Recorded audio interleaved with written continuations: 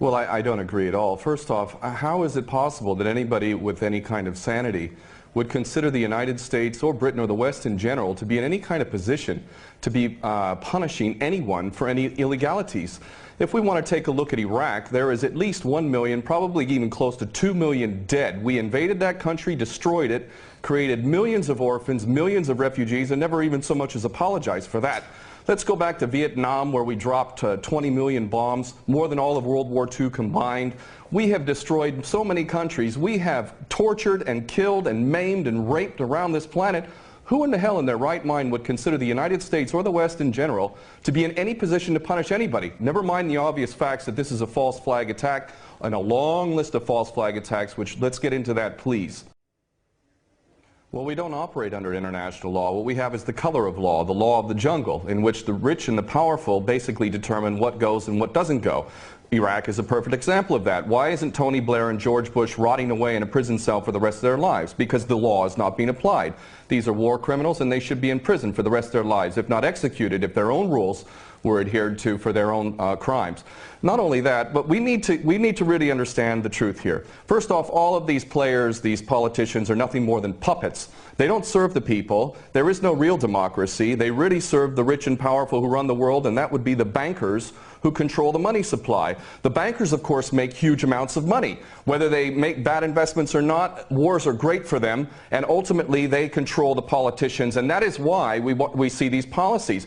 Obama and Cameron are nothing more than puppets who read the script, and the script is we need another war. And the reason why we need another war, according to these psychopaths who are running the world, is because more and more people, despite the clueless masses who continue to be entranced by things so ridiculous as X Factor and American Idol, there is larger numbers of people around the world who are realizing the truth and beginning to recapture the capacity to think for themselves. And they can see that these people who are being put in positions of public trust are defying that trust and representing an agenda which they could never speak about openly, because they're nothing more than prostitutes and nothing more than minions for the powers that be.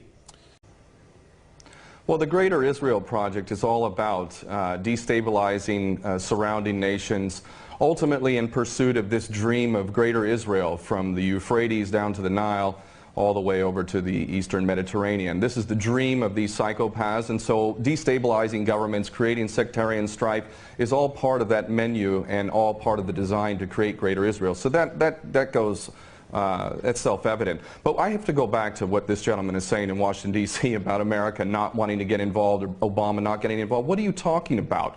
We have been arming people directly who are Al-Qaeda. Al-Nusra Front is Al-Qaeda. These people are psychopaths to the worst order. They're conducting suicide attacks. They're gassing people. We know, Carla Del Ponte said in May, that it was the so-called rebels in Syria that were using sarin gas, not the Bashar al-Assad regime. No, it was not. We know that the United States President is arming people who are on the U.S. terrorist list. He should be convicted of aiding and abetting, giving material support to a terrorist organization. But then again, you know what? We, the West, the United States in particular, Israel and Britain, are the biggest terrorists on the planet. So our little junior partners in Al-Qaeda, which is nothing more than a CIA database, thus the name Al-Qaeda, this is nothing more than a group of terrorists working together, each playing one different role, but all of them working together for the same goal, which is to maintain this hideous and sick and twisted, unjust world that we have, which is a perpetual state of war. Always one illusion, one boogeyman after another. But the fact is, Obama is nothing more than a puppet war criminal, just like his predecessor and every other U.S. president before him. So please don't tell people out there that the U.S. is not involved. It's directly involved, and it is arming people who are absolute psychopaths. Because the United States has never been interested in anything. Go ahead. Has never been interested in anything other than war. The United States is in a perpetual state of war because the bankers control the politicians, and they read the script as given to them by the banksters, and they make huge amounts of money off of this. What this gentleman is saying about the United States not wanting war, not wanting to get involved, is like Iraq 2.0. It's a repeat of the same rubbish that was said, oh, we don't want war, war is a last resort. That's absolutely untrue. It's a lie. Those that are in government are nothing more than prostitutes who are carrying out the orders of those who are in charge of them, and those that are in charge want another war. And part of that that is what we discussed earlier, the Greater Israel Project, to destabilize any Arab regime which might have any kind of autonomy and self-determination. Any regime in the Arab world that is not an absolute puppet cannot be tolerated. And who are the nations that we target? Those that are not puppets. We don't target those like the Saudi regime, which is the biggest human rights violator in that region. It's cutting off people's heads in public, cutting off hands. It is the most grotesque regime on the planet, and yet we give that regime weapons, and it's no problem whatsoever. The duplicity and hypocrisy of the United States and the West can't even be measured. It is so enormous. And these mouthpieces, such as this gentleman in Washington, is only doing a disservice to himself and his country. And the fact is that American sons and daughters will get involved in this yet again, and these chicken hawks who are pretending to care about the Syrian people are going to be sacrificing not their own sons and daughters. I would like this man to send his sons and daughters and his grandchildren off to Syria when this turns into a greater conflict, because this is what we're flirting with, is a world war, a third world war. This is not a joke. We are flirting with a third world war on the basis that apparently we care so much about the Syrian people, just like we care so much about the Iraqi people and the Afghani people. The only people that buy this sort of stuff are either bought-off prostitutes or the dumbest of the dumb. And we're also led to believe that Assad is the dumbest idiot dictator on the planet now, isn't he? Because he invited UN inspectors to come in, and he brought them in on the very day that they come in. He decides to attack his own people 10 miles away from where the inspectors arrive. This is beyond ridiculous, and the only people that buy this, again, are bought-off prostitutes or the dumbest of the dumb.